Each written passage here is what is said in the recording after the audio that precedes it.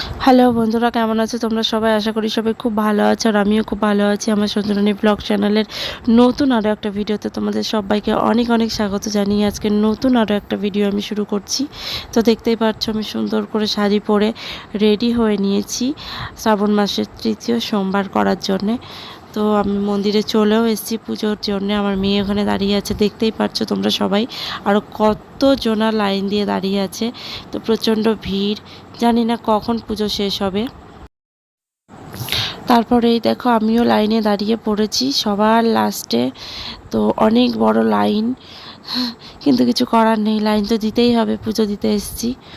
তো দাঁড়িয়েছি সেই জন্য। আরও কত মানুষ দেখতে পাচ্ছ, মানে ওইদিকে সোজা লাইন গেলে বোধহয় রাস্তা ছাড়িয়ে বাজার ছাড়িয়ে যাবে। তো ওই জন্য ঘুরিয়ে রোদ্দুরের মধ্যে না দাঁড়িয়ে সবাই মন্দিরের পিছন দিকটা দিয়ে লাইনটা দিয়েছে। আমার পিছনেও আরও অনেক কয়েকজন দাঁড়িয়ে গেছে। তো দাঁড়িয়ে থাকি, দেখি কখন পুজো শেষ হয়। আর দাঁড়িয়ে দাঁড়িয়ে দেখছি লোকজন সবার। আমার মেয়ে তো এখানেই আছে, ও ঘুরে ঘুরে সব দিকে দেখছে, আসছে একবার আমার কাছে, আবার চলে যাচ্ছে। এই তারপরে দেখো লাইনটা একটু একটু করে এগোচ্ছে। তো আমি আগের থেকে অনেকটাই সামনের দিকে চলে এসেছি। দেখো আরও অনেকটা সামনের দিকে চলে এসেছি।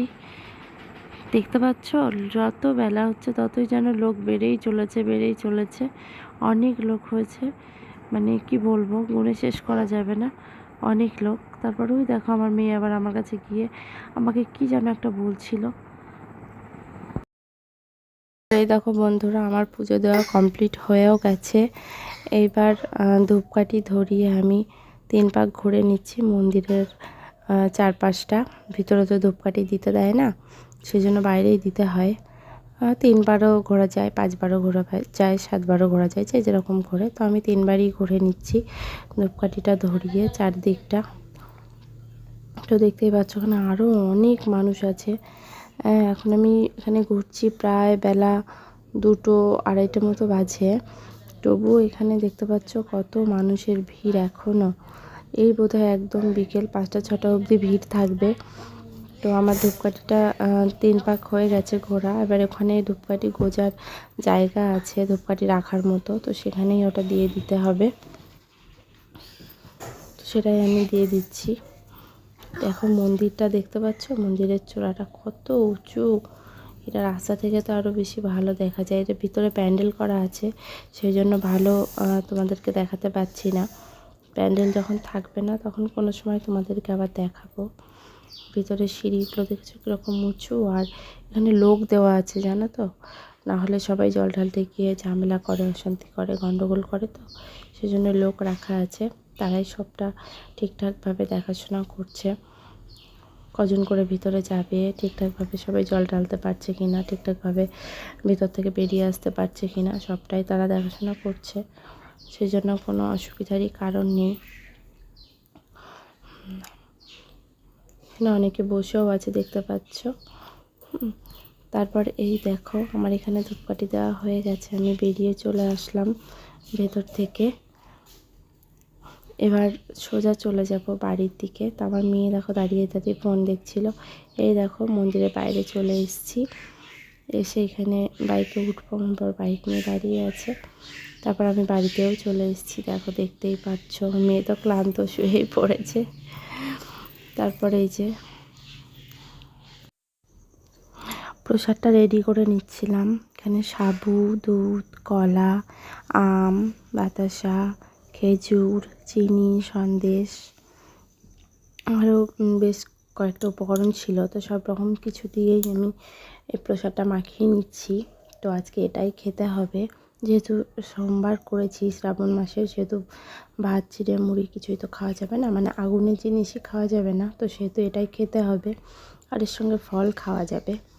তো আমার শাশুড়ি মা এখানে এসছেন, তেমন ওকে বলছিলাম বাটি দিতে, সবাইকে প্রসাদ দিতে হবে সেই জন্য। তো আমি প্রসাদগুলো তুলেও দিচ্ছি বাটিতে বাটিতে। তো আজকে আমাকে কেমন লাগছিল তোমরা সবাই কমেন্টে জানিও, ভালো লাগছিল নাকি খারাপ লাগছিল জানিও প্লিজ। আমি এখানে প্রসাদ মাখাচ্ছি, আর এই দেখো আমার পাশে আমার মা বসে আছে, ঘুমিয়ে তাকাতে পারছে না। আগে বাড়ি এসে ওকে স্নান করিয়েছি, খাবার খাইয়েছি, খাইয়ে তারপর আমি প্রসাদ মাখাতে বসেছি। এখন ওর স্নান খাওয়া হয়ে গেছে তো, সেই জন্য ঘুমিয়ে পাগল হয়ে গেছে একেবারে। এবার আমারও প্রচণ্ড খিদে পেয়েছে, তো প্রসাদ তো সবাইকে না দিয়ে খেতেও পারবো না, সেই জন্য ভাবলাম আমি আগে একটু খেয়ে নিই, তারপর ওকে ঘুমটা পাড়াবো। তো সেই জন্যে আমি এখানে বসে গেছি। তো এই দেখো বাটিতে বাটিতে সবাইকে প্রসাদ তুলে দিচ্ছি। সবাইকে প্রসাদ বাটিতে বাটিতে তুলে দিচ্ছি দেওয়ার জন্য। তো সবাইকে দেওয়া হয়ে গেলে তারপর বাড়ির সবাইকে দেব, সবাইকে দিয়ে তারপর আমি খাবো। খেয়ে তারপর মেয়েকে ঘুম পাড়িয়ে তারপর আমিও একটু ঘুমোবো। দেখি, এরকমটাই ভাবছি, দেখা যাক তারপর কি হয়। তো এই দেখো সবাই প্রসাদ বাটিতে বাটিতে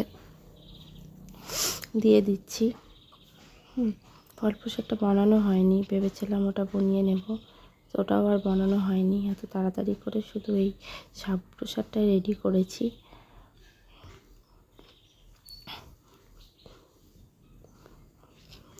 তো এই দেখো প্রসাদ দিয়ে দিয়েছি।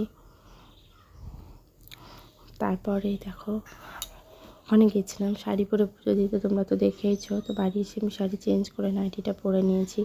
আসলে এত গরম লাগছিল আর একটু ভালো লাগছিল না। বাড়ি এসে অবশ্য আমি আবার একবার গাও ধুয়েছি বাথরুমে গিয়ে, তারপর একটু ফ্রেশ লাগছিল।